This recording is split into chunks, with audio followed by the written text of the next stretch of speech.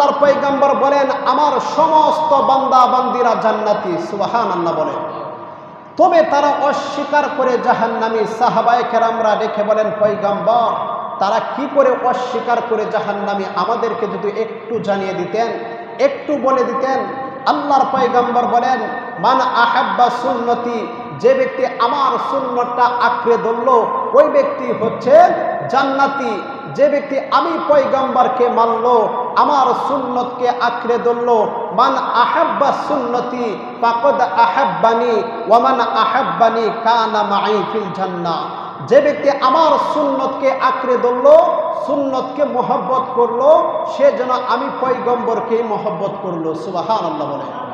আর যে আমি পয়গম্বরকে মহব্বত করলো, হাসরের ময়দানে আমি তাকে সাথে করে নিয়ে জান্নাতের ভিতরে চলে যাব, সুবহানাল্লাহ। এই জন্য নবীর সুন্নতটা কি করতে হবে? আঁকড়ে ধরতে হবে, নবীজিকে মহব্বত করতে হবে। নবীর সুন্নাহকে মহব্বত করা মানে নবীজিকে মহব্বত করা, ঠিক কিনা? নবীর সুন্নার উপরে আক্রমণ করা যাবে না। সুন্নার মধ্যে অনেক সুন্নাহ রয়েছে, যেমন 5 ওয়াক্ত নামাজের সময় মেসওয়াক করা, এটা সমস্ত পয়গম্বরদের সুন্নাহ, সুবহানাল্লাহ বলেন। যেমন কাবারের শুরুতে বিসমিল্লাহ পড়া, দোয়া পড়া, বিসমিল্লাহি ওয়া আলা বারাকাতিল্লাহ, দোয়া পড়া, এটা নবীর সুন্নাহ। কাবার যখন শুরু করবেন ডান দিকে শুরু করবেন, এটা নবীর সুন্নাহ। কাবারের সময় দস্তরখানা বিছায়া শুরু করবেন, এটাও হচ্ছে নবীর সুন্নাহ। কাবারের শেষে আলহামদুলিল্লাহিল্লাযী আত'আমানা ওয়া সাকানা ওয়া জাআলানা মিনাল মুসলিমিন, এই দোয়াগুলো পড়া এটাও হচ্ছে নবীর সুন্নাহ। আপনি যখন ঘুমের ঘরে চলে যাবেন, যখন ঘুমানো শুরু করে দিবেন, ঘুমানোর সময় একটা দোয়া আছে না? দোয়া আছে, ঠিক কিনা? এই দোয়া করা হচ্ছে নবীর সুন্নাহ।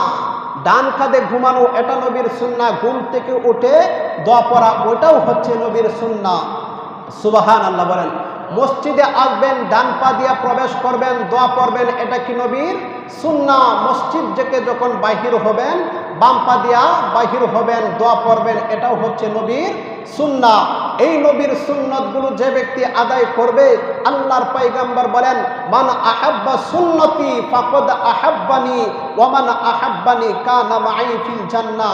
যে ব্যক্তি আমার সুন্নতকে মহব্বত করলো, সে যেন আমি পয়গম্বরকেই মহব্বত করলো। আর যে আমি পয়গম্বরকে মহব্বত করবে, তাকে সাথে করে নিয়ে কোথায় চলে যাব?